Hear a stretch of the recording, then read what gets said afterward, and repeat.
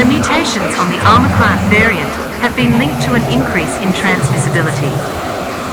Changes to the spike protein have been associated with an ability to evade the immune system. It is not currently known the extent to which it is able to bypass vaccination.